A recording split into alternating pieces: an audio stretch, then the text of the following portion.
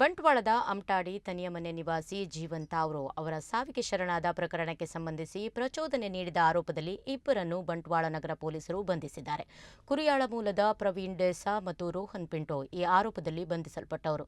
ಅವರನ್ನು ನ್ಯಾಯಾಲಯಕ್ಕೆ ಹಾಜರುಪಡಿಸಲಾಗಿದ್ದು ನ್ಯಾಯಾಂಗ ಬಂಧನ ವಿಧಿಸಲಾಗಿದೆ. ಅಮಟಾಡಿಯ ತನಿಯಮನೆ ನಿವಾಸಿ ಮ್ಯಾಕ್ಸಿನ್ ತಾವ್ರೋ ಅವರ ಪುತ್ರ ಜೀವನ್ ತಾವ್ರೋ ಫೆಬ್ರವರಿ 10ರಂದು ಮನೆಯ ಕೋಣೆಯಲ್ಲಿ ನೇಣು ಬಿಗಿದು ಆತ್ಮಹತ್ಯೆ ಮಾಡಿಕೊಂಡ ಸ್ಥಿತಿಯಲ್ಲಿ ಪತ್ತೆಯಾಗಿದ್ದರು. ಈ ಕುರಿತು ಬಂಟ್ವಾಳ ನಗರ ಪೊಲೀಸ್ ಠಾಣೆಯಲ್ಲಿ ಪ್ರಕರಣ ದಾಖಲಾಗಿತ್ತು.